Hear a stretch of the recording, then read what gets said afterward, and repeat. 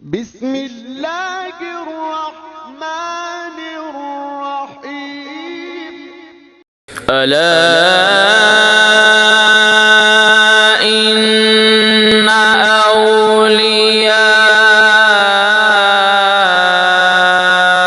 الله لا خوف عليهم ولا هم يحزنون. لفظ کن کے جلوے میں، لفظ کن کے جلوے میں مصطفیٰ کا جلوہ ہے، لفظ کن کے جلوے میں مصطفیٰ کا جلوہ ہے، تو نور مصطفیٰ میں کائنات ڈھلتی ہے، اور نور مصطفیٰ میں یہ کائنات ڈھلتی ہے، نعت مصطفیٰ سن کر یہ روح جب مچلتی ہے، تو عاشقوں کے چہرے سے،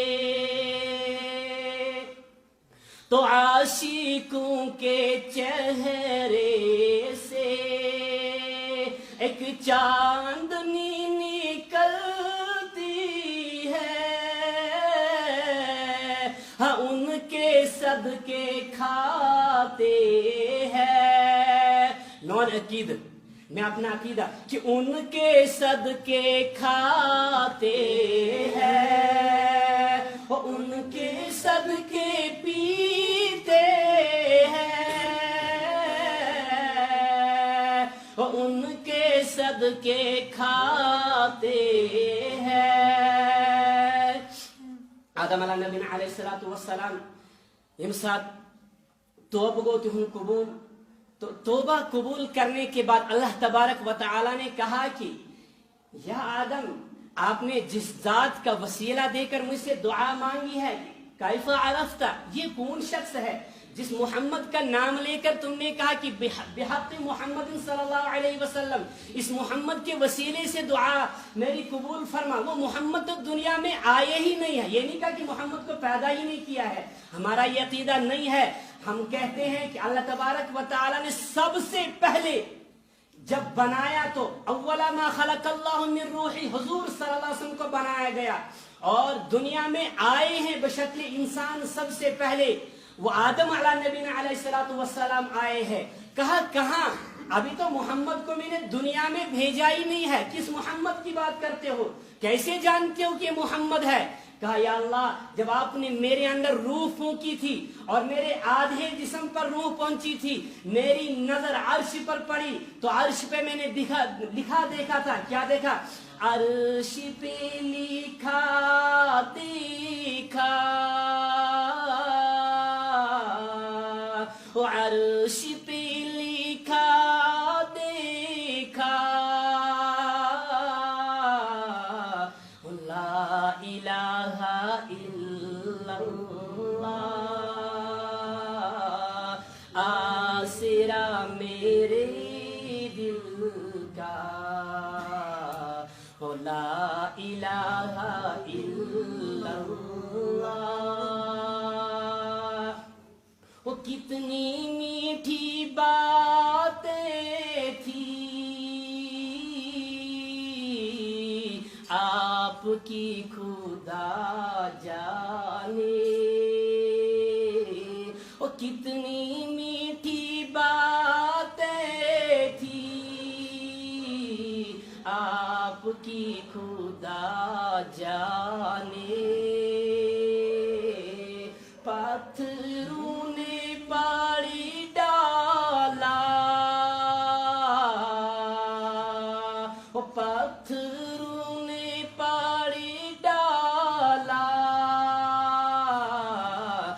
لا الہ الا اللہ. ایک دو اس رسول رحمت صلی اللہ علیہ وسلم پکن اور آئی ابو جہل تمن اوس ناو عمر بن حشام ونن اسک ابو الحکم. تو رسول رحمت صلی اللہ علیہ وسلم وہ تو ادب کے معمہ تھے, وہ تو تہذیب کے معمہ تھے, انہوں نے تو پوری دنیا کو تہذیب سکھائی ہے.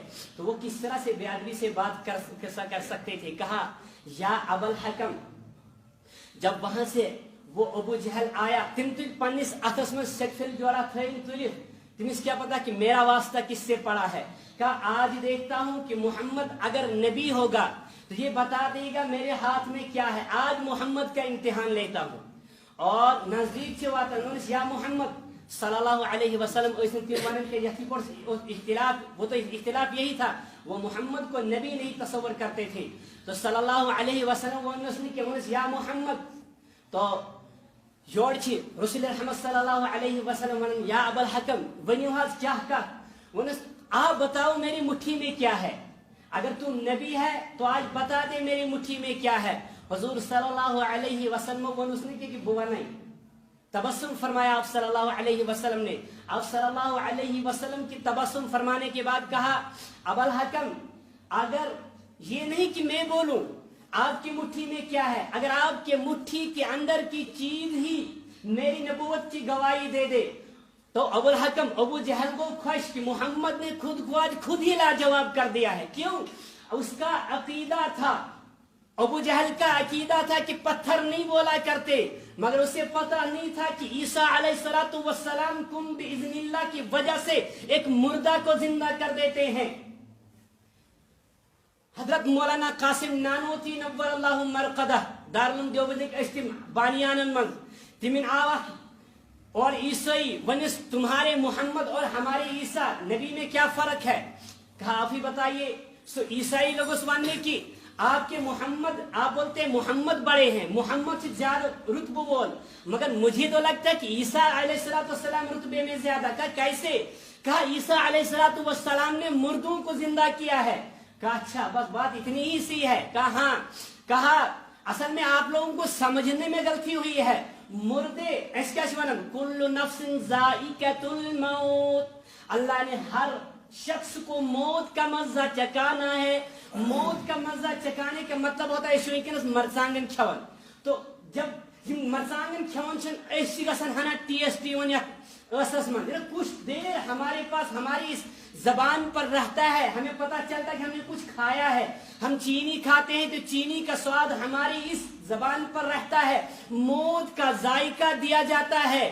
موت پلانے کے بعد اس کو کہا جاتا ہے کہ یہ ذائقہ, جب تک ذائقہ رہے گا تب تک انسان کو وہ شکل آتی ہے. ذائقہ ختم دوبارہ انسان اسی حالت میں آ جاتا. ہم نے آج اصل میں سمجھ رکھا ہے کہ مردے کا مطلب ختم, حالانکہ مردے کا مطلب ختم نہیں ہوتا ہے, یہ ہوتا ہے انتقال. فلانی شکل انتقال, منتقل, ایک جگہ سے دوسری جگہ جانا.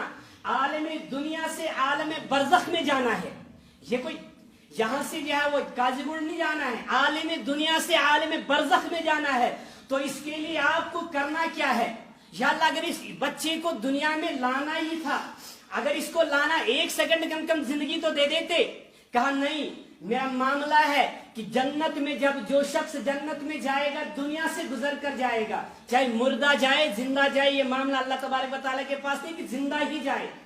ان شخص آؤ, لڑکا آؤ, زو چھ اس میں کہیں جیسا آیا مرا ہوا آیا, تو پھر جب مرا ہوا ہی لانا تھا تو پھر دنیا میں بھیجا کیوں؟ کہا جنت میں جانے کے لیے دنیا کی منزل جو ہے وہ طے کر کے چلا جانا ہے. تو یہی ہے. کہا ہم نے سمجھ لیا ہے کہ مردے کا مطلب ہے کہ ختم ہو گیا, معاملات ختم. ختم نہیں ہوئے, وہ ایک جگہ سے دنیا سے نکل کر عالم برزخ میں گیا ہے. جب یہ عالم برزخ میں جائے گا تو عالم برزخ میں ہوتا کیا ہے؟ اس میں جانے کے لیے اس کو موت کا ذائقہ دیا جاتا ہے, موت کی ٹکی کھلائی جاتی ہے, پلائی جاتی ہے, تاکہ یہاں سے اس پل کو کراس کر سکے. پھر جا کر جب ذائقہ ختم ہو جاتا ہے وہی حالات ہو جاتے ہیں. اسی لیے مردہ پہلے بھی بولتا ہے بعد میں بھی, پہلے زندہ تب بھی بولتا ہے. یہ ہمارا عقیدہ ہے, کوئی مانے یا نہیں مانے. ہم کہتے ہیں ہمارا عقیدہ مردہ ابھی زندہ تھا تب بھی بولتا ہے, مرنے کے بعد بھی بولتا ہے. عیسیٰ علیہ السلام میں صرف وہ برزخ کا مطلب ہوتا ہے پردہ، جب پردہ پڑ گیا وہ پردے کے پیچھے چلا گیا، وہاں بھی بولتا ہے، وہاں سنتا بھی ہے۔ کہا اگر آپ ایک قبر سے گزریں گے تو آپ اس قبر والے کو سلام کریں گے، وہ آپ کو پہچانتا بھی ہے اور آپ کی سلام کا جواب بھی دیتا ہے۔ اگر مردہ سنتا نہیں ہے، اگر مردہ سنتا نہیں ہے تو سوال کس سے ہو رہے ہیں؟ من ربو کا من دینو کا، یہ سوال کس سے ہو رہا ہے؟ اگر مردہ بولتا ہے جواب نہیں دیتا تو جواب دے گا کون؟ ہمیں کیا پتا یہ جنت میں جائے گا یا جہنم میں جائے گا؟ لہذا ہمارا عقیدہ ہے کہ مردہ بولتا بھی ہے۔ عیسیٰ علیہ السلام کیا ہے اس کرن؟ جو برزخ کا پردہ پڑا تھا، قم باذن اللہ، ارے پردے ہٹ جا سامنے سے، وہ مردہ تو پہلے بھی بولتا تھا، اب بھی بولنا شروع کر دیا ہے۔ عیسائی نے کہا کہ میرا کمال ہے، کہ عیسیٰ علیہ السلام کا کمال کیا تھا؟ انہوں نے اس برزخ کے پردے کو سائیڈ کر دیا تو وہ مردہ سامنے آ کر پھر بولنا، وہ بولتا پہلے بھی تھا، جب پردہ ہٹ گیا تو وہ آواز ہم نے سن لی ہے۔ یہ معاملہ دوسرا ہے کہ اگر انسان میری مودمت انسان، اس کی آواز ہم کیوں نہیں سن سکتے ہیں؟ یہ دوسرا معاملہ ہے۔ کیوں؟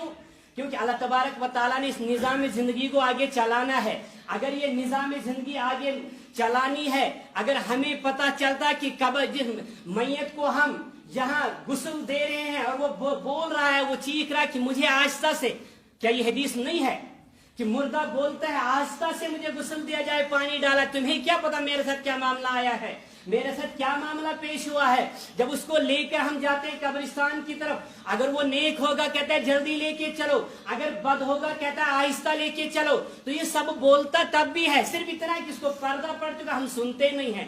سنتے اس لیے نہیں ہے، اگر اللہ وہ آوازیں ہمیں سنا دے تو اگر ہم پھر قبر سون مول موج بین جو جس کا انتقال ہمارا یقین اور ہماری جو ہے وہ یہ یقین ہوتا کہ انشاءاللہ یہ جنت میں گیا، پھر اس کے ساتھ کیا معاملہ ہوا وہ اللہ تبارک و تعالیٰ بہتر جانتے ہیں۔ اگر اللہ تبارک و تعالیٰ برزخ کا پردہ نہ رکھتے، ہم قبر کو کھود رہے ہیں، اللہ کے نبی صلی اللہ علیہ وسلم فرماتے ہیں کہ جب تم قبر کو کھودتے نیچے سے آگ نکل رہی ہوتی ہے، اگر ہم اس آگ کو دیکھ لیتے، سانپ بچھو کو دیکھ لیتے تو کون آج دفنا دے کسی اپنے مردے کو دفناتا؟ اگر دفنا بھی دیتا تو زندگی برباد ہو جاتی، کون اپنی ماں کو اپنے باپ کو اس آگ کے اندر ڈالتا؟ پھر وہ آگ کے اندر ہے یا نہیں ہے وہ اللہ جانتے ہیں۔ ہمارا تو یقین ہے نا کہ میرا باپ جنت میں گیا ہے، میرا باپ میری ماں جنت میں گئی ہے، میرا یقین تو ہے۔ پھر اللہ تبارک و تعالیٰ بہتر جانتے آگے کیا ہوا۔ کیوں؟ اللہ نے برزخ کا پردہ ڈال کر ہمیں یہ کہا کہ تمہاری زندگی کو آگے لے کے جانا تھا کہ تم لوگ اس معاملے میں نہ پڑ جاؤ کہ ہمارے مردوں کے ساتھ کیا ہوا ہے۔ کہا یہ تو بہرحال مسئلہ چلا تھا کہ عیسیٰ علیہ السلام اس پردے کو ہٹاتے ہیں، پردے کو ہٹانے کے بعد عیسیٰ علیہ السلام اس سے وہ باتیں جو کر رہا تھا وہ ہمیں سنواتے ہیں۔ کہ محمد مصطفیٰ صلی اللہ علیہ وسلم تو پتھروں سے بلواتے ہیں، وہ چیز جو ابو جہل کا عقیدہ تھا، پتھر نہیں بولا کرتے۔ کہ کتنی میٹھی باتیں تھی، وہ کتنی میٹھی باتیں تھی، آپ کی خدا جانے، پتھروں نے پڑ ڈالا، پتھروں نے پڑ ڈالا، لا الہ الا اللہ، آسرا میرے لا الہ الا اللہ محمد رسول اللہ صلی اللہ علیہ وسلم۔ الحمدللہ رب العالمین والصلاة والسلام علی سید الانبیاء والمرسلین وعلی کل ملائکتک المقربین۔ فقال اللہ تبارک وتعالی فی کلامہ المجید والفرقان الحمید: أعوذ بالله السميع العليم من الشيطان الرجيم، بسم الله الرحمن الرحيم. ألا إن أولياء الله لا خوف عليهم ولا هم يحزنون الذين آمنوا وكانوا يتقون. اللهم صل على سيدنا محمد في الأولين، وصل على سيدنا محمد في الآخرين، وصل على سيدنا محمد في الملأ الأعلى إلى يوم الدين. درود شریف پڑھو سر. اللهم صل وسلم على سيدنا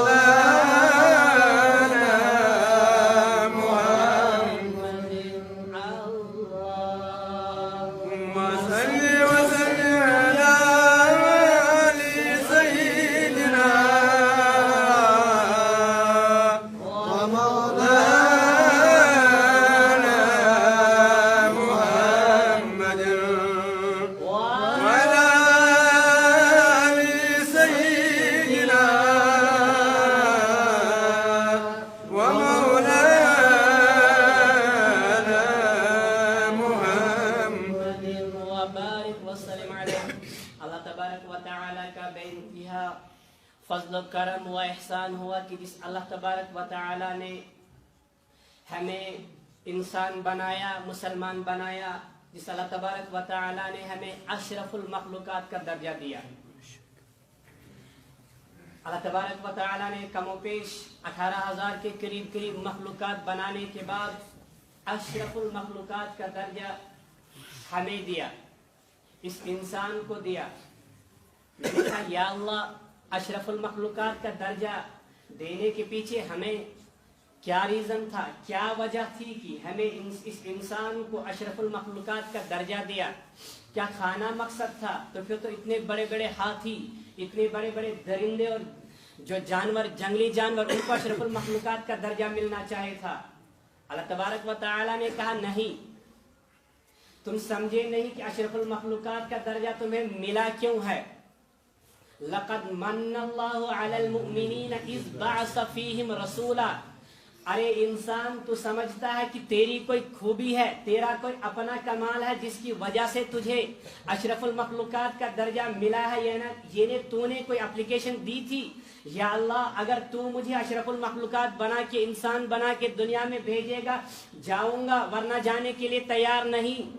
کہ تو نے تو اپلیکیشن بھی نہیں دی تھی، پھر تیرا کمال بھی نہیں ہے۔ میں نے تجھے اشرف المخلوقات کا درجہ دیا، اور دیا صرف اور صرف اس لیے ہے کیونکہ میں نے اس کائنات کو بنایا ہے، اس کائنات کو جس کے لیے بنایا ہے اور جس وجہ سے یہ کائنات وجود میں لائی گئی ہے، وہ کیا تھا؟ وہ تھا وَمَا خَلَقْتُ الْجِنَّ وَالْإِنسَ إِلَّا لِيَعْبُدُونَ۔ یا اللہ، ہمیں بنایا کیوں ہے؟ کہا اِلَّا لِيَعْبُدُونَ، تاکہ تم میری عبادت کرو۔ کہا عبادت کے لیے میں نے محمد کو بنایا ہے، اگر محمد بھی نہ ہوتے تو عبادت بھی نہ ہوتی۔ میں نے محمد کے لیے کائنات کو بنایا ہے، تو اس محمد کے لیے کائنات کو، جو تمام کائنات کا معمہ ہے، جو تمام کائنات کا سبب ہے، اس محمد کو تم میں سے بنایا ہے۔ لقد من اللہ علی المؤمنین اذ بعث فیہم رسولا، میں نے اس رسول کو تم میں سے بنایا ہے۔ یہ اس کی وجہ سے، اس کی رحمت سے، اس کے فیوض سے اور اس کی برکت سے تمہیں اشرف المخلوقات کا درجہ ملا ہے۔ کنتم خیر امت کا درجہ، کنتم خیر امت کا لقب تمہیں ملا ہے۔ یہ کیوں ملا ہے؟ جس کے لیے موسیٰ علیہ السلام تڑپے ہیں، جس کے لیے تمام انبیاء نے دعائیں کی ہے، یا اللہ وہ امت ہمیں دے دے۔ موسیٰ نبینا علیہ السلام تورات چھ پڑھن ایک دو، تورات من پڑھو کیا چھ پڑھن کہ اللہ تبارک و تعالی نے کہا میں ایک امت میں نے ایک امت بنائی ہے، اس کو دنیا میں بھیجنے والا ہوں۔ کہا یا اللہ کیا ہے اس کی خصوصیات؟ کہا جب وہ جہاد کرے گی تو مال غنیمت حلال ہو جائے گا، پچھلی تمام امتوں پر سابقہ جتنی امت عیسیٰ علیہ السلام تک آئی ساری امتوں میں مال غنیمت حلال نہیں تھا. صدقہ خیرات یم نیاز نظر و نیاز سے اس کرن یم تمن پہ حلال کی یم کیا اس کرن. آپ نے سنا ہوگا قرآن میں حابیل اور کابیل کا قصہ ہے. یہ جا کر ایک جگہ ڈالا کرتے تھے آگ. دیکھو اللہ تبارک و تعالیٰ نے ہمارے اوپر پردہ کتنا رکھا ہوا ہے, پردے میں ہمیں رکھا ہوا ہے. یہ دنیا وہاں پر اپنا خیرات نظرات وغیرہ رکھا کرتے تھے. اگر آگ کھا جاتی دنیا میں ہی جب پتہ چل جاتا کہ اس کی نیاز کو اس کے صدقے کو قبول کیا گیا ہے, ورنہ دنیا میں سب کے سامنے ذلیل اور رسوا ہو جایا کرتا تھا. ہم نے خیرات کیا ہے, ہم نے زکوٰۃ نکالی ہے, ہم نے صدقہ دیا ہے, اللہ جانتا ہے قبول ہوا ہے یا نہیں ہوا ہے, مگر اللہ نے کسی کے سامنے رسوا بھی نہیں کیا ہے. یا اللہ یہ کیوں, یہ اتنی عزت کیوں ملی ہمیں کیوں ملی ہے؟ کیا یہ تمہارا کوئی کمال نہیں ہے؟ تمہیں یہ سب کچھ ملا ہی اس لیے ہے کہ میں نے تمہیں بھیجا جس امت میں ہے وہ امت محمد مصطفیٰ صلی اللہ علیہ وسلم کی ہے. اس امت میں بھیجنے کی وجہ سے تمہیں میں نے پردے میں رکھا ہوا ہے. تمہارے گناہوں کو اگر تم نے کسی کے سامنے گناہ نہیں کیا, اس گناہ کو میرے سامنے کیا ہوا ہے, میں دیکھوں تمہارے ساتھ کیا معاملہ کرتا ہوں. اسی لیے آیا ہے کہ جب گناہ کرو تو کسی کو اپنا گناہ مت بتایا کرو. آج نہ بشس پوز ون میں پڑھنے صبح نماز, یہ کیسا ہے؟ گناہ کرنے کے بعد جو ہے وہ ڈنکے کی چوٹ بول جو ہم نے گناہ کیا ہے.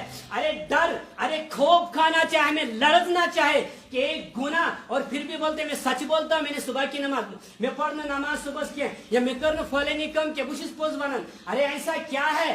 اگر تو اتنا ہی سچے کا عاشق ہے, جس سچ نے بولا تھا, جس سچے نے تجھے نماز دی ہے, جس نے تجھے سچ دیا اس نے نماز بھی دی تھی, تو سچ بولنے کی وجہ سے تو جو آج سمجھتا ہے کہ میں محمد کا عاشق ہوں تو پھر نماز پڑھتا کیوں نہیں ہے؟ یہ نماز بھی تو اسی نے دی تھی تجھے, نماز نہیں پڑھتا ہے. سچ بولنا تو تیری زبان کا کام ہے. ارے پریکٹیکلی جس میں تجھے تیرا کام تیری طاقت لگتی وہ نہیں کر پایا. لہذا ہمیں دیکھنا کہ سارے کے سارے کام کہا موسیٰ علیہ السلام کو یہ ساری کی ساری عزت ان کو محمد مصطفیٰ صلی اللہ علیہ وسلم کی وجہ سے ملی ہے. تو جانتا ہے اگر وہ ایک گناہ کریں گے اور ایک گناہ کا ارادہ کریں گے تو گناہ نہیں لکھا جائے گا, اور اگر اس گناہ کو کر بھی دیں گے تو اس ایک گناہ کا ایک ہی گناہ ملے گا. اگر نیکی کر دیں گے اور نیکی کا ارادہ کریں گے تو ایک نیکی لکھ دی جائے گی. آج کیا تبلیغ ہوئی,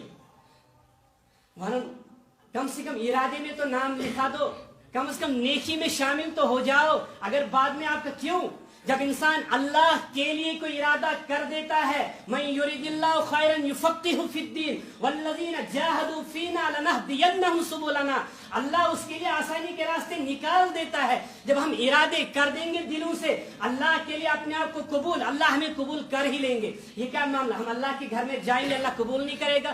اللہ کہتا ہے میں تو انتظار میں ہوں. ہم کہتے ہیں اللہ نے قبول کیا ہی نہیں, تو گیا ہی کب ہے اللہ کے پاس, اللہ نے قبول نہیں کیا ہے. یہ تو ہماری دیر ہے کہ ہم اللہ کے پاس نہیں جاتے ہیں. کہ موسیٰ جانتا ہے وہ امت اگر ایک نیکی کا ارادہ کرے گی تو ایک نیکی لکھ دی جائے گی, نیکی کو کل گزرے گی.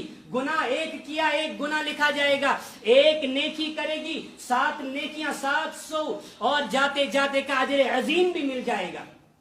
صحابہ نے بنی یا رسول اللہ صلی اللہ علیہ وسلم اجر عظیم کیا گو, وہ اجر عظیم یہ ہوتا ہے کہ اگر ایک ہی نیکی کر دے گا اللہ تبارک و تعالیٰ ایک ہی نیکی سے اس کے جنت کے فیصلے فرما دیں گے.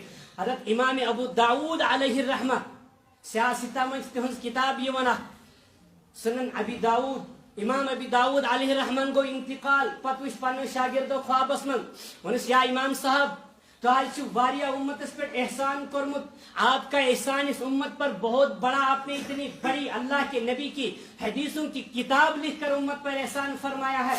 اللہ نے آپ کے ساتھ بہتری کا معاملہ فرمایا ہوگا. کہا ہاں بہتری کا معاملہ تو فرمایا ہے, مگر سننا چاہتے ہو کہ کس نیکی سے اللہ نے بہتری کا معاملہ فرمایا. کہا اللہ تبارک و تعالیٰ نے کہا اے ابو داؤد اگر تم کوئی بھی نیکی نہ کرتے, یہ ایک نیکی ہوتی, اسی ایک نیکی سے میں تیرے جنت کے فیصلے کر دیتا. وہ نیکی کیا تھی؟ امام ابو داؤد اس حدیث شریف لکھن, حدیث لکھنے کے لیے تحت دورسمند موزن کمپیوٹر یا پین وغیرہ کچھ بھی تحت دورسمند سیاسند قلم استلم اور سیاہی اٹھانے کے بعد پھر کاپی پر ڈالا کرتے تھے. جب انہوں نے قلم کو ڈالا ہے سیاہی میں، وہاں سے لانے کے بعد قلم کو اپنی کاپی پر ڈالا ہے، اس کاغذ پر ڈالا ہے، جو ہی ڈالا ہے اللہ کی مخلوق مکھی اڑ کے آئی ہے، اور اس نے دیکھا کہ یہاں پر پانی پڑا ہوا ہے، سیاہی تھی، وہ چوسنا شروع کرتی ہے۔ اس نے کہا کہ اللہ کی اس مخلوق کو پیاس لگی ہوگی، لہذا آج میں اس قلم کو آگے اللہ کے نبی کی حدیث لکھنا چھوڑ دی۔ عام کام نہیں کر رہے تھے، اللہ کے نبی کی حدیث لکھنا چھوڑ دی کہ جب تک یہ اللہ کی مخلوق خود نہیں اڑتی تب تک میں اپنے قلم کو آگے حرکت نہیں کروں گا۔ جب وہ خود اڑ کے آگے چلے گئے ہیں، اللہ تبارک و تعالیٰ نے کہا اے ابو داؤد اگر یہ ایک ہی نیکی تو نے کی ہوتی اسی سے تیرے جنت کے فیصلے کر دیتا۔ کیوں؟ جو میری مخلوق پر جو ہے رحم کرے گا اوپر والا اس پر رحم کیا کرتا ہے۔ لہذا کہا موسیٰ جانتے ہو ان کو اجر عظیم بھی مل جایا کرے گا۔ کیوں؟ کہ یہ وہ امت ہے جو محمد صلی اللہ علیہ وسلم کو عطا کی گئی ہے، تلک امت محمد صلی اللہ علیہ وسلم۔ لہذا آج ہمیں یہ امت محمد صلی اللہ علیہ وسلم کا درجہ ملا ہے، عطا کیا گیا ہے۔ اللہ تبارک و تعالیٰ نے سب سے بڑی عظیم نعمت ہمیں کیا عطا کی ہے؟ ایمان جیسی نعمت عطا کی ہے، اور اس ایمان جیسی نعمت کو عطا کرنے کے بعد اللہ تبارک و تعالیٰ نے ہمیں عالم بالا میں پیدا کرنے کے بعد کہا الست بربکم، کیا میں تمہارا رب نہیں؟ جگہ سوچ بھائی، خدا کی خدائی سامنے تھی، قدرت اللہ کی سامنے تھی، اگر ان کے نشر دو کن رہا سو کیا بین اس میں شک ہے؟ آفتاب سے نظر دور ہے اور روشنی ہے، سب ہو گیا کہ دن ہے۔ کیوں؟ اس لیے وہ بولے گا کیونکہ شک نہیں ہے، سب کچھ سامنے، دن کی ساری نشانیاں سامنے ہیں۔ جب اللہ کی قدرت کی ساری نشانیاں سامنے تھی، اللہ سامنے تھے، الست بربکم۔ مگر یہ بھی بتاتا چلوں، موضوع سے ایسا ہٹ نہ جاؤں، آپ دیکھ خیال رکھنا کہ جب وہاں پر الست بربکم اللہ تبارک و تعالیٰ نے سوال کیا ہے، ساری کی ساری یہ امت، یہ ساری کی ساری مخلوق، یہ انسانیت، آدم علیہ نبینا علیہ السلام سے لے کر قیامت تک والے انسان سارے خاموش ہو گئے۔ اللہ سامنے ہے پھر بھی کچھ نہیں بول پا رہے ہیں۔ اب بولنا کیا ہے؟ سب سے پہلے جس شخصیت نے بلا کہا ہے وہ محمد مصطفیٰ صلی اللہ علیہ وسلم تھے، پھر ان کے وسیلے سے باقی لوگوں نے بولا ہے بلا۔ خیال آیا اچھا ہمیں بھی بلا بولنا تھا، مگر وسیلہ بنے کون ہے؟ محمد مصطفیٰ صلی اللہ علیہ وسلم۔ سب سے پہلے محمد مصطفیٰ صلی اللہ علیہ وسلم نے بولا ہے بلا، یا اللہ کیوں نہیں؟ آپ ہمارے لوگ کیوں نہیں؟ ہم تو اقرار کرتے ہیں۔ پھر اس کے بعد سارے عیسیٰ، موسیٰ اور ہم جیسے لوگ گنہگاروں نے بھی وہاں پر اقرار کیا ہے، مگر بواسطے محمد مصطفیٰ صلی اللہ علیہ وسلم ہم نے اقرار کیا ہے یا اللہ۔ پھر اللہ تبارک و تعالیٰ نے کہا جو دنیا کے اسباب تھے، دنیا کے اسباب پورے ہوئے، دنیا کے اسباب ہے اللہ تبارک و تعالیٰ کریم، دنیا وجود میں آئی، پھر اللہ تبارک و تعالیٰ نے انسان کو دنیا میں بھیجا، اور پھر انسان جب دنیا میں آیا پھر انسان کو وہ ساری کی ساری چیزیں بھول گئی، وہ وعدہ بھول گیا۔ اللہ تبارک و تعالیٰ نے اس وعدے کو الست بربکم، وہ بلا والا وعدہ جو کیا تھا اس کو پورا کرنے کے لیے، اس کو یاد دلانے کے لیے انبیاء کا سلسلہ شروع کیا، اور انبیاء دنیا میں آئے ہیں انسان کو، اس اللہ کی مخلوق کو اللہ کی مخلوق سے نکال کر خدا کی بندگی میں لگانے کے لیے آئے تھے، اور انہوں نے کہا اے انسان کہاں بھٹکا ہوا ہے؟ تو نے اللہ سے وعدہ کیا ہوا ہے، کیا وعدہ کیا ہے؟ تو نے نہیں کہا کہ اللہ تو میرا رب ہے، تو ہی خالق، تو ہی مالک۔ اس کو یاد پڑ گیا ہاں میں نے تو وعدہ کیا تھا، پھر لگ گیا نماز میں، یہاں سے اذان ہوگی پھر نماز میں آ گیا، اور نماز پڑھنے کے بعد پھر یہ چلا جاتا ہے باہر، پاکستان بے یہ مشید کیا دنیا کے دندے ہیں، دنیا کے دندوں میں بھول گیا۔ پھر آتے آتے موسیٰ علیہ السلام آئے، پھر آتے عیسیٰ علیہ السلام آئے، چلتے چلتے محمد مصطفیٰ صلی اللہ علیہ وسلم آئے دنیا کو بتانے کے لیے۔ اب اللہ تبارک و تعالیٰ کی عظیم نعمت ایمان کی یاد دہانی کے لیے اللہ تبارک و تعالیٰ نے کہا کہ میں تمہارے سامنے نبی بھیجتا رہا، اور اس عظیم نعمت کو یاد دہانے کے لیے، مگر کہا اب لا نبی یا بعدی، اب میرے بعد کوئی نبی نہیں ہوگا۔ حضور صلی اللہ علیہ وسلم یہ اعلان کر کے دنیا سے چلے گئے، اگر اس کے بعد کوئی آپ کو اعلان کرے گا میں نبی ہوں، وہ جھوٹا دجال اور کذاب ہو سکتا ہے، نبی نہیں ہو سکتا۔ ہم نے کہا یا اللہ یہ کیا معاملہ؟ تو نے تو کہا سب سے عظیم کنتم خیر امت کا لقب تو ہمیں دیا تھا، اور پھر یہ عظیم نعمت نبیوں والی نعمت ہم سے چھین لی۔ بظاہر جو ہمیں نظر آتا ہے کہ اللہ تبارک و تعالیٰ نے اس ایمان کی یاد دہانی کے لیے 3 4 نبی آ جایا کرتے تھے اور ہمیں ایک ہی نبی دیا. کہا یا اللہ یہ کیا, آج تو امت ترس رہی ہے, آج فطروں میں مبتلا ہے, آج امت کو مولی اور گاجر کی طرح کاٹا جا رہا ہے, آج تو نبی کی ضرورت تھی, آج نبی کیوں نہیں. تو بظاہر ہمیں نظر آتا ہے کہ اللہ تبارک و تعالیٰ نے نبوت کا سلسلہ ختم کر کے ہم سے اتنی بڑی عظیم نعمت چھین لی.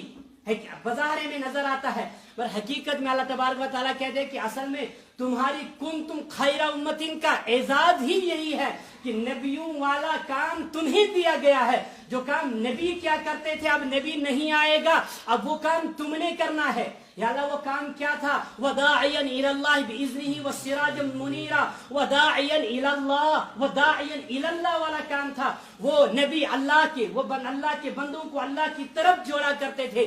یہ تھا نبیوں والا کام جس کو آج امت لے کے چلی ہے. ایک کام اس کا نام پڑ گیا کیا کہ دعوت و تبلیغ کی محنت. کچھ لوگ کہتے کہاں سے آئے یہ کام, یہ کیا ہے دعوت و تبلیغ کی محنت, یہ کس نے کیا؟ ہم کہتے ہیں یہ کام وہ ہے جو آدم علیہ نبینا, کچھ لوگ کہتے ہیں الیاس علیہ الرحمن, حضرت مولانا الیاس صاحب نے شروع کیا. الیاس علیہ الرحمن نے شروع نہیں کیا, انہوں نے موجودہ اس نہج پر اس کو ترتیب دیا ہے. شروع کرنے والے آدم علیہ نبینا علیہ السلام تھے. یہ وہ کام ہے, یہ دعوت و تبلیغ کا کام تھا جس کو لے کر چلے ہیں آدم علیہ السلام. اور محمد مصطفیٰ صلی اللہ علیہ وسلم تک صرف نبی کیا کرتے تھے. کیوں؟ پتمیم امت جو نبی آیا کرتے تھے ان نبیوں کا کام تھا لوگوں کو نیک بنانا اور خود بھی نیک بننا, مگر امت کے ذمہ تھا کہ خود ہی نیک بنے, ان کو لوگوں کی ذمہ داری نہیں تھی. اس امت کو کہا گیا کہ تو تب تک کامیاب نہیں ہو سکتا جب تک خود بھی نیک بنے اور لوگوں کو بھی نیک بنانے کی. کیوں؟ کنتم خیر امت اخرجت للناس, لوگوں کے لیے. ارے اپنی چھوڑ, پہلے جب لوگوں کو بولتا جائے گا اپنے اندر جذبہ خود بھی خود آ جائے گا. تم لوگوں کے لیے نکالا گیا ہے. کام کیا ہے اللہ؟ لوگوں کے لیے نکالا. کیا زمینداری کرنی ہے لوگوں کے گھر میں؟ نہیں. یار کرنا کیا ہے؟ کہا تأمرون بالمعروف وتنہون عن المنکر. یہ کام تو نے کرنا ہے اور یہ کام کرتے کرتے یہ کام چلا ہے. اللہ تبارک و تعالیٰ نے یہ کام دیا ہے. محمد مصطفیٰ صلی اللہ علیہ وسلم حجۃ الوداع منچ کھڑا اور کم و پیش 1.5 لاکھ قریب صحابہ جتنے تھے, 1,44,000 یا 1.5 لاکھ کم و پیش جتنے صحابہ تھے, ان کے سامنے اعلان کرتے ہیں اے صحابہ بتاؤ جو اللہ نے دین مجھے دیا تھا کیا وہ دین میں نے تمہارے سامنے صحیح سلامت پہنچایا ہے یا نہیں؟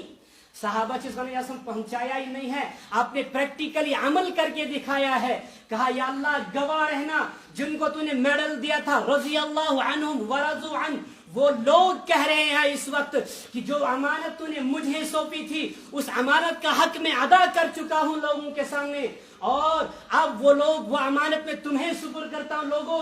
اور کہا جو یہاں بیٹھے ہوئے ہیں آپ اٹھائیے حدیث کی کتاب بخاری شریف جلد نمبر 1 صفحہ نمبر 92 کے اندر آپ سب نے فرمایا کہ تم میری اتباع کرو, تم مجھے دیکھ کر نمازیں پڑھو, اور اگلے آنے پچھلے جو لوگ آئیں گے وہ تمہیں دیکھ کر نمازیں پڑھیں گے.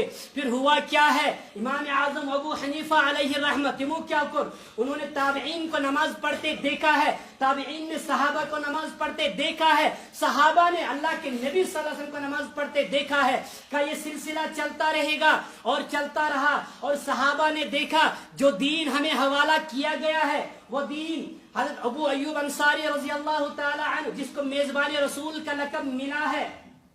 صحابہ نے کہا امانت ہمیں ملی ہے اور کہا گیا ہے کہ تم دوسرے لوگوں تک پہنچاتے جاؤ, اور دوسرے لوگوں تک پہنچانے کے لیے وہ چل پڑے ہیں. آپ دیکھیں گے 1.5 لاکھ صحابہ میں سے کم و پیش 10,000 یا اس سے کم یا زیادہ کچھ قریب لوگوں کی قبر جنت البقیع اور جنت المعلا میں ہے. کیا تمہیں صحابہ نے اس نے پتا کہ مسجد نبی میں ایک نماز پڑھنے کا ثواب 50,000 نمازوں کا ہے. خانے کعبہ کے اندر ایک نماز پڑھنے کا ثواب 1 لاکھ نماز پڑھنے کا ثواب ہے. تم اتنا زانن ہوئی کہ اس ونن ہے بس سے زیادہ فلاسفر میں زیادہ حدیث بولوں, میں نیٹ پر دیکھتا ہوں مجھے حدیث آئی. کیا صحابہ نہیں جانتے تھے؟ انہیں نہیں پتا تھا کہ اللہ کے نبی صلی اللہ علیہ وسلم کا فرمان ہے جس نے بیت المقدس میں ایک نماز پڑھی 1,000 نماز کا ثواب ہے, مسجد نبی میں ایک نماز پڑھی 50 50,000 नमाजों का सवाब है, बैतुल्लाह के अंदर एक नमाज पढ़ी है 1,00,000 नमाजों का सवाब है। मगर उन्होंने कहा अल्लाह के नबी ने जो अमानत हमें दी है, और ये भी कहा है कि मोमिन की ये निशानी नहीं होती कि वो अमानत के अंदर खयानत करे, ये तो मुनाफिक की अलामत हुआ करती है। वो सारे चल पड़े हैं, जिस तरफ सवारियों का रुख था चल पड़े हैं, और चलते चलते अबू अय्यूब अंसारी कुस्तुनतुनिया के पास, इस्तांबुल के पास पहुंचे हैं, और वहां पर उनका मजार बना हुआ है।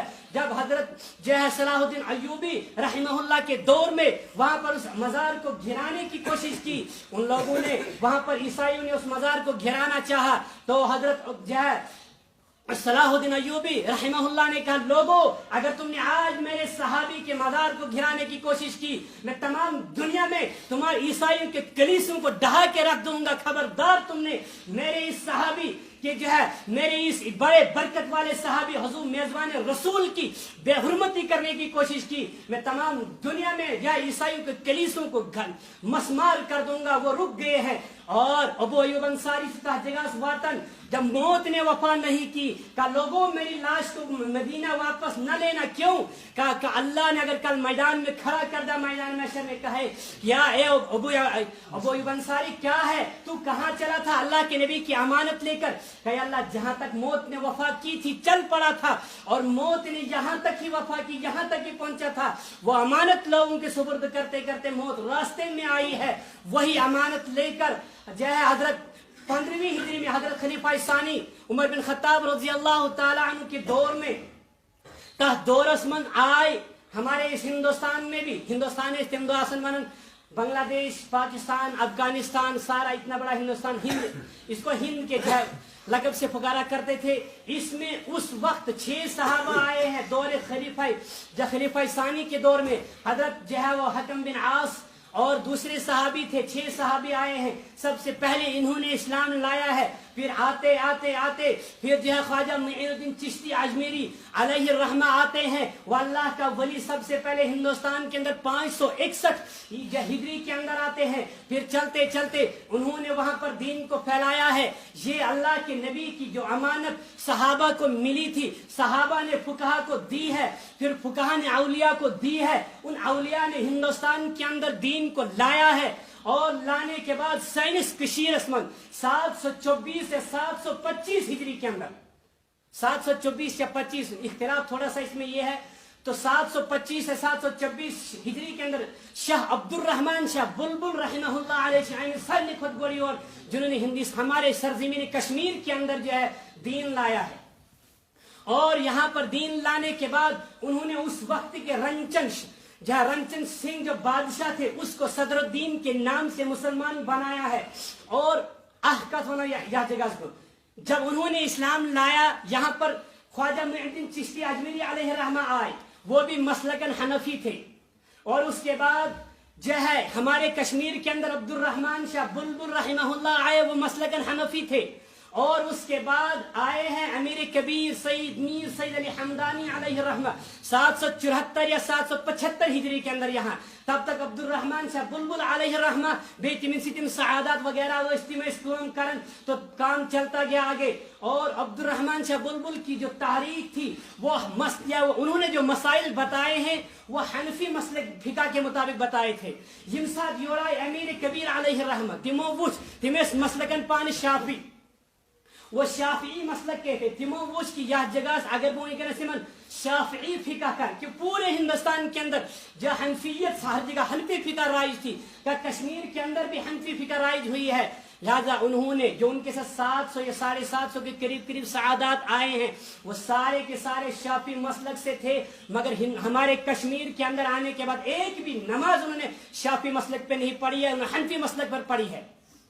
ये है हजरत अब्दुल रहमान शाह गोविंद रहमतुल्लाह ताला, एक किताब है, उन्होंने एक किताब के अंदर लिखा है अल अनवार तिमन किताब। उस किताब के अंदर लिखते हैं कि हिंदुस्तान के अंदर दीन किस तरह आया। फिर उन्होंने उसी के अंदर लिखा कि यहाँ पर अल्लामा अनवर शाह कश्मीरी के हवाले से लिखा कि हमारे सरजमीन कश्मीर के अंदर दीन लाने में सबसे पहले कौन आए और वो किस मसलक से थे। बहरहाल ये था कि यहाँ पर जब देखा जाए कि एक जगह एक मसलक राइज है, یہ راجے مرجو کا مسئلہ ہوا کرتا ہے، اس میں کوئی اختلاف نہیں ہوتا ہے۔ انہوں نے دیکھا کہ اگر میں ان کا شافی فقہ ٹھونسنے کی کوشش کروں گا تو یہاں پر وہ فتنہ قتل سے بڑھ کر ہوا کرتا ہے، لہٰذا انہوں نے دیکھا کہ یہاں پر سارے حنفی مسلک پر نماز پڑھ رہے ہیں، انہوں نے اپنی نماز ساری کی ساری حنفی مسلک پر پڑھنی شروع کر دی۔ لہذا ہمیں یہ نہیں کہنا کہ اگر ایسا نہ ہوئی کہ جو ہے وہ حنفی مسلک کی نمازیں ساری غلط ہے تو سب سے پہلے ہمیں یہ کہنا پڑے گا عبد الرحمن شاہ بلبل علیہ رحمہ ان کی نمازیں بھی غلط تھی، شاہ ہمدان کی نمازیں بھی غلط تھی، تو پھر وہ حدیث ہمیں انہی لوگوں پر تو صادق آتی ہے کہ اللہ کے نبی صلی اللہ علیہ وسلم ترمذی شریف کے اندر حدیث ہے کہ وہ لوگ بھی آنے والے ہیں جو اپنے پچھلے لوگوں کو برا بھلا کہا کریں گے، وہ لوگ گمراہ تھے، ہم ہی حق پر ہیں۔ لہذا میرے بھائیو بزرگوں دوستو، یہ مسئلہ ہے، یہ فروعی مسائل میں ہمیں پڑھنا نہیں، ہمیں دیکھنا کہ دین لانے والے یا ہمارے اندر دین کس نے لایا، وہ لوگ کون تھے جنہوں نے ہمیں دین دیا ہے، وہ تھے وہ اولیاء فقہا محدثین، وہ سارے کے سارے ہمیں دین دے کر گئے ہیں۔ قرآن نے کہا، قرآن ورن وَعْبُدُ اللَّهِ، اللہ کی عبادت کرو، وَبِالْوَالِدَيْنِ اِحْسَانًا، یا اللہ یہ تو ریزن سمجھ آ گیا تھا کہ اللہ کی عبادت کرے، کیوں کرے اللہ کی عبادت؟ اللہ نے پیدا کیا ہے، اللہ بنانے والے ہیں، یا اللہ تیری عبادت کریں گے، بیچ میں والدین کو لایا کیوں ہے؟ یا اللہ وَبِالْوَالِدَيْنِ اِحْسَانًا، کیوں تیری عبادت کریں گے ٹھیک ہے، والدین کو بیچ میں کیوں لائے کہ ان کا بھی احسان، ان کی بھی فرمان برداری کرو، رضا اللہ فی رضا الوالدین وسخط اللہ فی سخط الوالدین، جب تک ماں باپ راضی نہیں ہوں گے جنت نہیں، جنت ان کے قدموں سے ٹچ رکھیے۔ یا اللہ کیوں ماں باپ کے ساتھ معاملہ کیوں رکھا تو نے؟ یا اللہ ہوا کیا ہے کہ تیری عبادت تو کریں گے، تو نے پیدا کیا ہے، مول موج والدین کیا جائے مندس، اللہ تبارک و تعالیٰ نے تمہیں پتہ نہیں ہے پیدا میں نے کیا ہے، اگر تم مول موج کہہ رہے ہیں خاندر کیا تم بھی دنیا میں نہیں آتے، پیدا کس نے کیا؟ اللہ نے پیدا کیا ہے نا، مگر سبب کون بنا ہے؟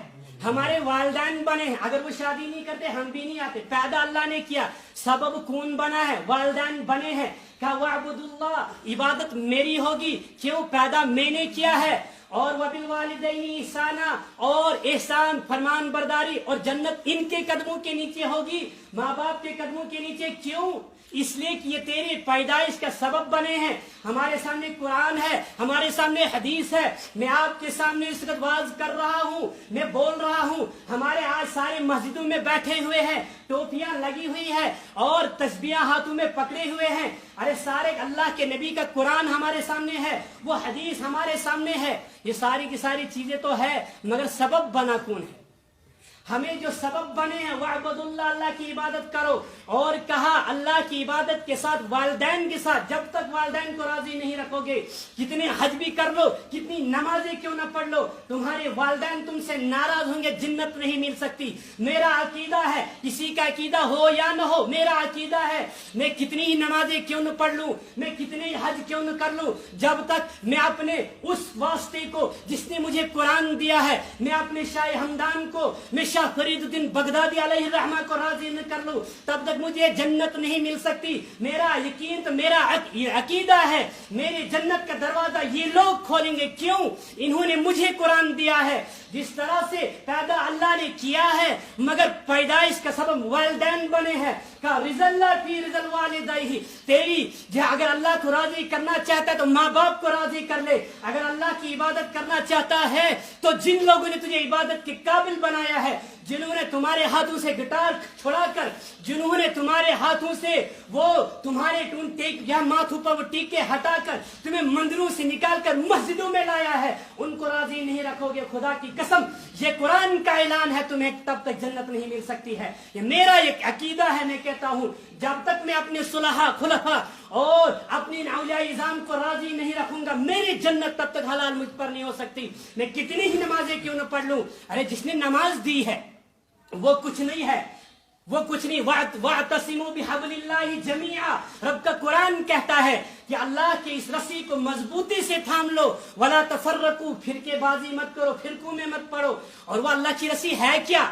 ذرا ہم دیکھیں، اللہ کے نبی صلی اللہ علیہ وسلم آئے مسجد شریف مسجد نبوی کے اندر آئے ہیں، دیکھا یہاں پر کیا ہو رہا ہے، صحابہ قرآن کی تعلیم کر رہے ہیں، قرآن کو سکھایا جا رہا ہے۔ کہا صحابہ کیا کر رہے ہو؟ یا سم قرآن کی تعلیم ہو رہی ہے، قرآن سیکھ رہے ہیں، سکھا رہے ہیں۔ کہا اچھا کیا تمہارا یہ عقیدہ نہیں ہے صحابہ چھن مانے تو چھنا عقیدہ کہ میں اللہ کا رسول ہوں. ان کے بھلا وہ شاہدنا کیوں نہیں, ہم تو شہادت دیتے ہیں, گواہی دیتے ہیں. کہا تمہارا یہ عقیدہ نہیں ہے کہ جو پڑھ رہے ہو یہ قرآن اللہ کی کتاب ہے, اللہ کی سچی کتاب ہے. کہ بھلا وہ شاہدنا, ہم تو گواہی دیتے ہیں, کیوں نہیں یا اللہ کے نبی صلی اللہ علیہ وسلم. کہ فاستبشروا, بس خوشخبری ہو تم لوگوں کو کہ یہی اللہ کی ہوا حبل اللہ ہوا کلام اللہ, یہی اللہ کی رسی ہے. کون؟ یہ قرآن اللہ کی رسی ہے, یہ رب کا قرآن یہ اللہ کی رسی ہے. وَاعْتَصِمُوا بِحَبْلِ اللَّهِ جَمِيعًا, اللہ کے قرآن کو, اللہ کی رسی کو مضبوطی سے تھام لو. ہم قرآن کو پڑھتے ہیں اهْدِنَا الصِّرَاطَ الْمُسْتَقِيمَ, یا اللہ سیدھا راستہ دکھا دے. اور صِرَاطَ الَّذِينَ أَنْعَمْتَ عَلَيْهِمْ, یا اللہ سیدھا راستہ مگر کون؟ ان لوگوں کا راستہ جن پر تو نے انعام کیا ہے. وہ انعام یافتہ لوگ تم کم گئی. اب اٹھائے قرآن, انعم اللہ علیہم من النبیین والصدیقین والشہداء والصالحین. وہ نبیوں کا راستہ ہے, وہ صدیقین کا راستہ ہے, وہ شہداء کا راستہ ہے, اور وہ صالحین کا راستہ ہے. صالحین کون ہوا کرتے ہیں؟ صالحین وہ ہوا کرتے ہیں کہ الا ان اولیاء اللہ لا خوف علیہم ولا هم يحزنون, جو اللہ کا ولی ہوتا ہے وہ صالح اور نیک ہوتا ہے. کیوں؟ الذین آمنوا وکانوا یتقون, وہ اللہ کا ماننے والا ہوتا ہے, ہر اس چیز سے بچنے والا ہوتا ہے. یتقون, جو اللہ سے دور کر دے, جو اللہ اور اس کے رسول سے دور کر دے, جو دین اور شریعت سے دور کر دے, ان سے بچ جایا کرتے ہیں. لہذا ہمیں یہ قرآن ملا ہے, یہ اللہ کی جو رسی, یہ ہمیں دی کس نے ہے؟ مینس اتسمن چ قرآن دتم شاہ ہمدانن, مینس اتسمن چ قرآن دتم شاہ عبد الرحمن شاہ بلبل علیہ الرحمن, مجھے شاہ فرید الدین بغدادی علیہ الرحمن, مجھے شاہ فرید الدین بغدادی شاہ اسرار علیہ الرحمن. اور جو کشمیر کے اندر جس کو آج ہم اولیاء کی سٹیٹ کہتے ہیں, جو یہاں پر ہمیں قرآن دے کر گئے ہیں, اگر ان کو راضی نہیں رکھوں گا, اگر میں ان کو راضی نہیں رکھوں گا تو کبھی مجھے جنت نہیں مل سکتی. انہی اولیاء میں سے ایک ولی تھا امام اعظم ابو حنیفہ علیہ الرحمہ. اللہ کا ولی, جس نے اللہ کا ولی ہوتا کیسا ہے؟ ارے اللہ کا ولی نہیں ہے تو پھر کیا ہے؟ جس کو نظر آ رہا ہے تمش نظری یون کی. آج کچھ لوگ اعتراض کرتے ہیں کیونکہ حقیقت ہم سمجھتے نہیں ہے. امام اعظم ابو حنیفہ علیہ الرحمہ کوئی وضو کرتا ہے, وہ وضو کے اندر دیکھتے ہیں کہ پانی کے اندر کون کون سا گناہ دھل کے جا رہا ہے. ارے یہ کیا, مجھے کیوں نہیں نظر آ رہا ہے؟ امام اعظم ابو حنیفہ کو کیوں نظر آ گئے ہیں؟ میں سمجھتا ہوں اگر اس میں بادرن من چھنات گسن کن سٹی من تے آسان باتھ روم بنائے, باتھ روم اس ساتھ تپیر سے پکن, ہم یوں ہی وہاں سے نکلتے تو ہم رومال منہ پہ رکھتے. کیوں؟ بدبو آتی ہے. کچھ لوگ وہاں پر بیٹھے ہوتے مزے کے ساتھ ٹکٹ لیتے, کیا ان کو بدبو نہیں آتی؟ کیا وہاں بدبو ہوتی ہی نہیں ہے؟ بدبو ہوتی ہی نہیں یہاں. ارے ہم گناہوں میں پڑنے والے لوگ, ہمیں یہاں سے بھی گناہ, یہاں سے بھی گناہ, گناہ ہی گناہ, خود بھی گناہ کرتے ہیں. پھر کہتے ہیں میں نبی کے نور کو مانتا ہی نہیں. ارے تم مانے گا کیا جب تیرے اندر تیری نورانیت ختم ہو چکی ہے؟ تو نبی کا نور مانے گا کیسے؟ میں کہتا ہوں جب انسان کے اندر وہ روح محمد مصطفیٰ صلی اللہ علیہ وسلم آتی ہے, اور انسان کے اندر جانے کے بعد انسان جب اس گناہ آخ لکٹ شڑاسن سے کیا کرن سوانن تیم کتھ کہ 2-4 دن کے بعد ایسا ہونے والا حقیقت ہو جاتا. وہ کیوں؟ کیونکہ اس کی نورانیت, اس کا دل اتنا صاف ہے کہ اس کی نظر بہت دور تک چلا جاتی, 3-4 دن تک چلا جاتی ہے. ہم اللہ کے کسی ولی کے پاس جاتے ہیں, آج بھی بہت سارے ایسے ولی ہیں, جب ان کے پاس جاؤ گے وہ آپ کو بتائیں گے کہ آپ کے بعد آنے والے 3-4 دنوں کے حال تک بتا دیں گے. کہتے ہیں میں نہیں مانتا. کیوں؟ میں علم غائب نہیں مانتا. ارے علم غائب نہیں ہے یہ ہمارے دل سے ریلیٹو ہے, یہ ہمارے دل سے ٹچ ہے. جب میں اپنے دل کو جتنا صاف رکھوں گا اتنی میری نظر دور جائے گی. میں اپنے دل کو گناہوں سے گندا کر دیتا ہوں. فرمایا اللہ کے نبی صلی اللہ علیہ وسلم نے, جب انسان ایک گناہ کرتا ہے دل پر ایک کالا داغ لگ جاتا ہے, پھر کرتے کرتے کرتے کرتے سارا دل سیاہ ہو جاتا ہے, پھر اس کو نورانیت نظر کیا آئے گی؟ کیونکہ شیشے میں انسان کو اپنی شکل نظر آتی ہے, دوسرے کی شکل تو اپنی نظر آتی ہے. میں اپنے دل کو خود گندا کر چکا ہوں, میں اس کو مانتا ہی نہیں کچھ بھی, وہ گندا ہے. ارے وہ نہیں ہے تو اپنے دل کو صاف کر. فرمایا رسول رحمت صلی اللہ علیہ وسلم نے, یا رسول اللہ صلی اللہ علیہ وسلم کیا آپ کے ساتھ بھی؟ کہا ہاں, ہر انسان کے ساتھ شیطان ہے. کہا آپ کے ساتھ بھی؟ کہا ہاں میرے ساتھ بھی شیطان ہے, مگر اس کو میں نے مسلمان مطیع کر کے رکھا ہوا ہے, وہ فرمان بردار میرا, وہ مجھے گمراہ نہیں کر سکتا. لہذا حضور صلی اللہ علیہ وسلم کی بشریت پر نورانیت غالب تھی اور ہماری نورانیت پر بشریت غالب ہے. یہ نہیں ہے کہ نبی نور نہیں ہے. کون کہتا ہے؟ رب کا قرآن جس چیز کو کہہ دے انکار کرنے والا ہوتا کون ہے؟ ہم کہتے ہیں نورانیت بھی ہے بشریت بھی ہے مگر ماننے میں آنے میں فرق ہے, سمجھنے میں فرق ہے.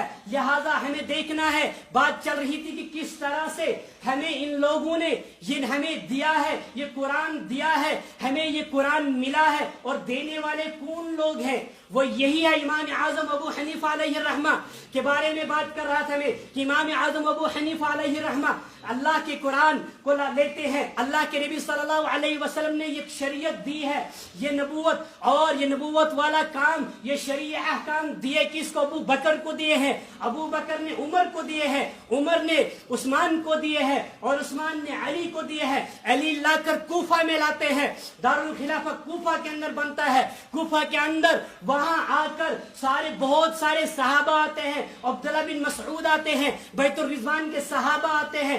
بہت سارے صحابہ آنے کے بعد جب وہاں آتے ہیں وہاں پر تابعین نماز پڑھتے ہیں. تابعین اتباع سے نکلتا ہے, تابعین اتباع سے صحابی صحبت سے نکلتا ہے. اس کے لیے اتباع ضروری نہیں ہے, یہ نہیں ہے کہ صحابہ نے حضور کی اتباع نہیں کی مگر شرط اتباع نہیں ہے. یعنی شرط یہ نہیں ہے کہ وہ حضور کی پیروی کرے یا نہ کرے وہاں پر, مگر تابعین کے لیے ضروری ہے کہ وہ صحابی کی اتباع کرے. جب تک وہ صحابی کے مطابق نماز نہیں پڑھتا تب تک اس کی تابعیت قابل قبول نہیں ہو سکتی. جب دیکھا کہ امام اعظم ابو حنیفہ علیہ الرحمہ نے کہ تمام کے تمام تابعین اس نظریے پر نماز پڑھ رہے ہیں, ان کے سامنے ایک حدیث آ جاتی ہے, انہوں نے کہا یہ حدیث ہے, میں مانتا ہوں, یہ حدیث آج میرے پاس پہنچی ہے, مجھ سے پہلے تو ان تابعین کے پاس یہ حدیث پہنچی تھی, یہ تابعین اس حدیث پر عمل نہیں کرتے تو حدیث کیا ہے یہ مجھ سے بہتر جانتے ہیں. کیوں؟ کیونکہ یہ حدیث منسوخ ہو چکی ہے. انہوں نے کہا میں فقہ کو مشاہدے پر لکھتا ہوں. لہذا امام اعظم ابو حنیفہ علیہ الرحمہ ہمیں فخر سے کہنا چاہیے ایسی شخصیت کے ہم مقلد ہیں, ہم ایسی شخصیت کی فقہ کو فالو کرتے ہیں جس نے ہمیں سارے کے سارے اصول مدون کر کے دیے ہوئے ہیں. اس نے اپنے گھر کا کوئی دین نہیں لکھا ہے, اس نے دین لکھ کر دیا ہے. جو دین وہاں سے فیس ٹو فیس آ رہا تھا, صحابہ نے دیکھا حضور کو اور صحابہ کو دیکھا تابعین نے. تابعین تک خیر القرون کا زمانہ تھا جس کے زمانے میں ضمانت دی گئی تھی کہ یہ زمانہ بہترین زمانہ ہے. اس کے بعد جب وہ شر غالب ہونے لگا تو دین کو لکھنے کی تو ضرورت پیش آئی. صحابہ کے دور میں دین لکھنے کی ضرورت ہی نہیں تھی. آج کوئی بولے گا اگر تم نے ماننا ہی تھا, فالو کرنی ہی تھی تو پھر امام اعظم کی فقہ فالو کیوں کرتے ہو, ابو بکر کی فقہ فالو کیوں نہیں کرتے, عثمان طلحہ زبیر کی فقہ فالو کیوں نہیں کرتے؟ ہم کہتے ہیں کہ ان کی فقہ مدونی نہیں تھی, اس دور میں فقہ لکھی نہیں گئی تھی. اس دور میں وہ سارے فیس ٹو فیس ایک دوسرے سے مسئلے پوچھا کر لیا کرتے تھے. اس کو مسئلہ درجہ پیش آیا اس سے پوچھ لیا. جب دیکھا کہ خیر کا زمانہ جانے لگا ہے تو فقہ کو مدون کیا گیا ہے, اور سب سے پہلی شخصیت جس نے فقہ کو مدون کیا ہے وہ امام اعظم ابو حنیفہ علیہ الرحمہ ہے. اور مجھے اس پر فخر ہے کہ میں ان کا مقلد ہوں. انہوں نے مجھے فقہ لکھ کے دی ہے.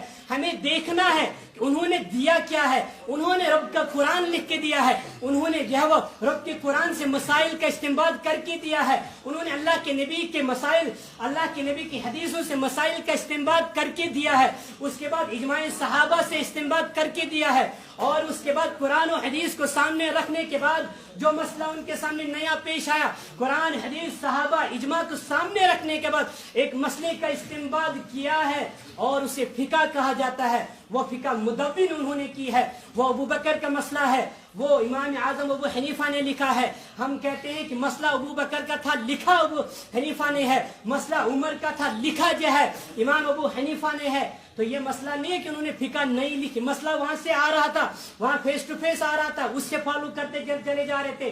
اب یہاں پر ہوا کیا ہے, یہاں پر اس کو لکھنے کی ضرورت پڑ گئی اور وہی دین ہم تک پہنچا ہے. لہذا میں کہتا ہوں کہ ہمیں اپنے دلوں کو پاک کرنا چاہے. کس سے؟ بغض عناد سے. اولیاء کی محبت ہمارے دلوں میں جب تک نہیں ہوگی, اور انہی اولیاء میں امام اعظم جیسی شخصیت ہے. من عازانی ولی فقد عازنتہ بالحرب, جو کسی اللہ کے نبی سے اللہ کے ولی سے دشمنی رکھتا ہے, اللہ اس سے اعلان جنگ کر دیتے ہیں. اگر ہمارا کسی سے اعلان جنگ ہوتا ہے تو ہم کیا کرتے ہیں؟ ہم سمجھتے ہیں کہ اس کی سب سے قیمتی چیز پر اس کو نقصان پہنچایا جائے۔ جب اللہ کسی سے اعلان جنگ کر دیتے ہیں تو انسان کی جسم کے اندر سب سے قیمتی چیز دماغ ہوا کرتا ہے، اللہ اس کے دماغ پر اٹیک کرتے ہیں، پھر یہ کہتا ہے میں اس کو بھی نہیں مانتا، اس کو بھی نہیں مانتا، سب کچھ بھی نہیں مانتا، میں توحیدی ہوں۔ ارے ایسی توحید کہاں سے آئی؟ کس قرآن سے یہ توحید ملی ہے؟ توحید کہتی ہے لا الہ الا اللہ، اللہ کے علاوہ کوئی معبود نہیں، عبادت کے لائق نہیں۔ مگر میں نے تو ایسی توحید کہیں دیکھی نہیں جس میں یہ کہا گیا ہو صرف ایک اللہ کو مانو باقی سب کا انکار کر دیا جائے۔ ایسی توحید میں نے کسی قرآن میں نے دیکھی ہے۔ توحید تو یہ ہوتی ہے اللہ کو مانا جائے، اللہ کے بعد انبیاء کو مانا جائے۔ تلک الرسل فضلنا بعضهم على بعض، جب رب کا قرآن کہہ رہا ہے کہ میں نے فضیلت دی ہے، ہم کون ہوتے؟ عشرہ مبشرہ۔ کاش آج ہم نے جو بتایا ہی نہیں اپنے بچوں کو، ہمارے بچوں کو کرکٹ سٹاروں کے نام یاد ہوں گے، فلم سٹاروں کے نام یاد ہوں گے، سب سے پہلے ہم ان کو کہتے ہیں سٹار۔ سٹار کس کو بولتے ہیں؟ آج کا بچہ جانتا، سٹار کہتے ہیں تارے کو۔ تو الصحابی کالنجوم، ہمارے ستار ہمارے صحابہ تھے۔ آج ہم نے بچوں کو تربیت ہی غلط دی ہے، وہ جانیں گے تو مانیں گے کیا جب ہم نے ان کو سلمان خان اور شاہ رخ خان کو ستار سامنے رکھا ہے، یہ تمہارے، ان کو فالو کرو۔ ہم نے کبھی کہا ہی نہیں ان کو ابوبکر طلحہ زبیر ہوتے کون ہے؟ یاد الصحابی کالنجوم، تمہارے صحابہ تمہارے ستار ہیں۔ اور فَبِأَيِّهِمْ اقتدیتم، جب تم کسی ایک بھی صحابی کے پیچھے چل پڑو گے تم ہدایت میں چلے جاؤ گے، تم ہدایت پالو گے۔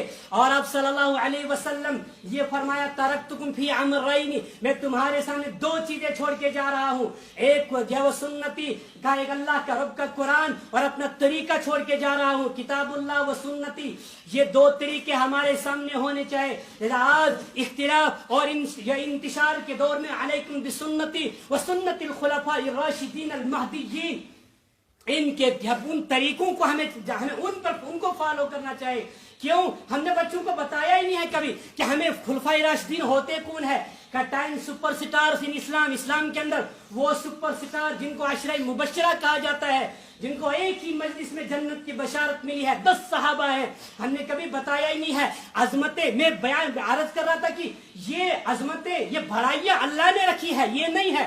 توحید اس کا نام یہ کہ ایک اللہ کو مانا جائے باقی سب کا انکار، یہ نہیں ہے۔ اللہ کو اپنے درجے میں مانا جائے اور انبیاء کو اپنے درجے میں مانا جائے۔ آخر میں ایک بات کرتا ہوں، ہمیں انسان بنایا اللہ تبارک و تعالیٰ نے، اور انسان کو مٹی سے بنایا۔ جب انسان مٹی سے بنا ہے اور یہ تمام کے تمام انبیاء بھی انسان ہیں، وہ بھی مٹی سے بنے ہیں۔ اب ہم کہیں گے جب انسان سارے مٹی سے بنے ہیں تو حضور بھی مٹی سے بنے ہیں، تو پھر وہ بھی ہم جیسے تو ہوں گے نا۔ یہی تو بات ہے، جب ہم بات کو سمجھتے نہیں ہے۔ حضور بھی مٹی سے بنے ہیں، جنت الفردوس کی مٹی سے بنے ہیں، ہم اس دنیا کی مٹی سے بنے، نبی جنت کی مٹی سے بنے، اور حضور جنت کی مٹی سے نہیں جنت الفردوس کی مٹی سے بنے ہیں۔ اور جب انسان، ہم اس دنیا کی مٹی تو مردہ ہوتی ہے، تو اس میں ہم جائیں گے ہمیں مردہ کہا جاتا ہے۔ اللہ کے نبی جنت کی مٹی سے بنے ہیں تو جنت میں زندہ جاتے ہیں یا مردہ جاتے ہیں؟ تو پھر حیات اور ممات کا مسئلہ ہی تو ختم ہو گیا ہے۔ ہم سمجھتے ہیں کہ نبی حیات ہے یا ممات ہے۔ ارے جب ہم جنت میں جائیں گے، ہم جیسے گنہگار جنت میں جا کر حیات ہو سکتے ہیں، زندہ رہ سکتے ہیں، جو نبی جنت کی مٹی سے بنا ہے۔ اور میرا تو یہ ہے، حضرت عائشہ صدیقہ رضی اللہ تعالی عنہ کہتی ہے، بخاری کی حدیث، ہم تو اور کوئی نہیں، ہم کہتے بخاری کی حدیث اٹھا کر دیکھ لی جائے، کہ ما بین بیتی والمنبر روضۃ من ریاض الجنہ، یہ جو آج میرے گھر سے لے کر اور منبر تک جو جگہ ہے، یہ روضۃ من ریاض الجنہ، یہ جنت کا گھر ہے۔ میرا نبی تو جنت میں ابھی بھی ہے، میں تو ابو بکر کو بھی جنت میں مانتا ہوں، میں تو عمر کو بھی جنت میں مانتا ہوں۔ جنت میں زندہ جایا کرتے ہیں، مردے نہیں، لہذا حیات اور ممات کا معاملہ کوئی مسئلہ ہی نہیں ہے۔ ہم تب سمجھتے ہیں، مسئلہ تب بنتا ہے جب ہم نے کہا کہ نبی بھی ہم جیسا ہے۔ کیوں؟ قرآن نے کہا، قرآن نے کیا کہا کہ قرآن نے کہا کہ میں تم جیسا ہوں۔ ارے قرآن نے یہ نہیں کہا میں تم میں سے ہوں، پتھر ہوں میں سے پتھر۔ اگر ہم سوچے سمجھے، آخر میں بس جب وقت ختم ہو رہا ہے بات کرتے ہوئے اب اختتام کی طرف لاتا ہوں۔ آج ہمارے سامنے حجرہ اسود ہے، حجر اسود سری زانن ہم حج کتنے حاجی ہوں گے، اللہ نے ان کے جو ہے کس طرح ہاتھ، ان کے ہاتھ چومنے کو جی کرتا ہے، جو میرے نبی صلی اللہ علیہ وسلم کے روزے کو دیکھ کر آئے ہیں، جو میں جنت المعلا کو دیکھ کر آئے ہیں، جب انہوں نے وہاں پر دیکھا ہوگا، وہ دیکھا ہے حجر اسود، یہ کیا ہے؟ یہ پتھروں میں سے ایک پتھر ہے، پتھروں جیسا پتھر نہیں ہے، یہ غلط فہمی میں نہ رہنا، آب زمزم پانیوں میں سے ایک پانی ہے مگر پانیوں جیسا پانی نہیں ہے، نبی انسانوں میں سے انسان ہے، انسانوں جیسا انسان نہیں ہے، یہ غلط فہمی میں نہ رہے، ہمیں بھی پسینہ آتا ہے، نبی صلی اللہ علیہ وسلم کو بھی پسینہ آ جایا کرتا تھا۔ عائشہ صدیقہ رضی اللہ تعالیٰ عنہ کہنے لگی یا رسول اللہ یہ کیا ہے؟ آپ کو پسینہ کیوں آیا؟ کہا عائشہ تم میں سے تو ہونا، پسینہ تو آیا ہے کہ یا رسول اللہ صلی اللہ علیہ وسلم پسینے میں سے خوشبو، کہا تم میں سے نہیں، تم میں سے تو ہوں، تم جیسا نہیں ہوں یا رسول اللہ صلی اللہ علیہ وسلم۔ آپ نے تو ابھی فرمایا تھا حضور صلی اللہ علیہ وسلم جو ہے، آج اکثر یہ حدیث ہم بیان کرتے ہیں، ہر جگہ یہ حدیث بیان کی جاتی ہے، حضور صلی اللہ علیہ وسلم اٹھے، نماز پڑھی اور پھر سو گئے، اور پھر سونے کے بعد وضو نہیں فرمایا اور اسی طرح سے وتر پڑھ لیے۔ عائشہ صدیقہ رضی اللہ تعالی عنہا کہنے کی یا رسول اللہ کیا نیند سے وضو نہیں ٹوٹتا؟ کہا ہاں عائشہ ٹوٹ جاتا ہے۔ کہا یا رسول اللہ آپ نے وضو کیا ہی نہیں ہے، آپ ابھی تہجد کے بعد سو گئے تھے اور پھر اس کے بعد اٹھے بغیر وضو کے نماز پڑھ لی۔ کہا عائشہ تم میں سے ہوں، تم جیسا نہیں ہوں۔ ہر انسان کا وضو نیند سے ٹوٹ جاتا ہے، کیوں؟ انسان کا دل بھی سو جاتا ہے، انسان کی آنکھ بھی سو جاتی ہے، نبی کا دل نہیں سویا کرتا۔ اگر نبی کا دل سو جائے گا، آپ بخاری کی حدیث اٹھا لیجئے، صفحہ نمبر 517 جلد نمبر 1 کے اندر حدیث موجود ہے۔ آئے آپ صلی اللہ علیہ وسلم نے صحابہ کے سامنے کہا کہ صحابہ رات کو 2 فرشتے میرے پاس آئے، ایک نے کہا نبی سوئے ہوئے ہیں، ایک نے کہا نبی جاگے ہوئے ہیں، دونوں نے سچ کہا۔ صحابہ کے لیے عجیب بات ہے، ایک کہہ رہا دوسری بات کہہ رہا، دونوں سچ کیسے کہہ رہے؟ کہا وہ یہی معاملہ ہے جب آپ صلی اللہ علیہ وسلم دنیا سے پردہ فرما کے چلے گئے، اور پردہ فرمانے کے بعد تمام صحابہ کہنے کہ حضور کا انتقال ہو گیا ہے، اور ابو بکر حضرت عمر آئے، انہوں نے کہا جو کوئی کہے گا حضور کا انتقال ہو گیا گردن اڑا دوں گا، اور ابو بکر آئے ہیں، انہوں نے منبر پر چڑھ کر کہا ہے لوگوں جو محمد کی پوجا کرتا تھا، جو محمد کو الہ مانتا تھا، وہ سمجھ لے محمد کا انتقال ہو گیا ہے، اور کہا محمد تو زندہ ہے۔ کہا عام صحابہ نے حضور کی آنکھ کو دیکھا حضور کی آنکھ تو جو ہے سو گئی ہے، کہا حضور کا انتقال ہو گیا ہے، اور عمر نے آنکھ کو نہیں دل کو دیکھا ہے، کہا دل تو زندہ ہے، یہ کون کہتا ہے نبی زندہ نہیں ہے؟ ابو بکر پر قربان جائے جس نے آنکھ کو بھی دیکھا ہے، دل کو بھی دیکھا ہے۔ ہماری انسان کی جان کو نکالا جاتا ہے، اس روح کو نکالا جاتا ہے، جب یہ روح نکلتی ہے اگر اس نے نیک عمل کیے ہوں گے، آخر میں جب نیک عمل کیے ہوں گے تو اس کو جو اعلیٰ جگہ ملتی ہے، اور اعلیٰ جگہ اگر اس نے بد عمل کیے ہوں گے تو اس کو علیجین میں نہیں، اس کو سجین میں جگہ دی جاتی ہے۔ حضور کی روح کو نکالا گیا، ہماری روح جو جہاں دنیا کی تھی اور اس کو اعلیٰ مقام جنت میں ملنے والا تھا، جنت میں پہنچایا گیا۔ جب حضور جنت الفردوس کی مٹی سے پہلے ہی بنے تھے، حضور کی روح کے لیے جگہ کو ڈھونڈا گیا، پوری کائنات میں دیکھا کہ حضور کو اس سے اعلیٰ جگہ کے لیے جہاں کوئی انتخاب کیا جائے، حضور کے دل سے بڑھ کر کوئی جگہ نہیں ملتی ہے۔ اسی لیے کہا کرتے تھے مفتی محمود الحسن گنگوئی علیہ رحمہ، وہ کہا کرتے تھے لوگوں یہ بات سن لو کہ جنت سے خطاب کر کے کہا تھا انہوں نے تجھ میں حور و قصور رہتے ہیں، میں نے مانا ضرور رہتے ہیں، میرے دل کا طواف کر، میرے دل میں تو حضور رہتے ہیں۔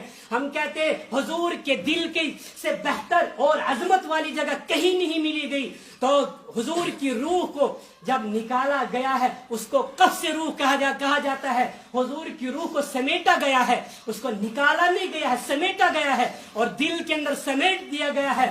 اور جب دل کے اندر سمیٹ دیا گیا ہے، حضور کو قبر اطہر کے اندر رکھنے کے بعد اس کو پھر کھول دیا گیا ہے، اور فرمایا وَلَلْآخِرَةُ خَيْرٌ لَكَ مِنَ الْأُولَىٰ، اور آپ کی دنیا سے بہتر آپ کی آخرت ہوگی۔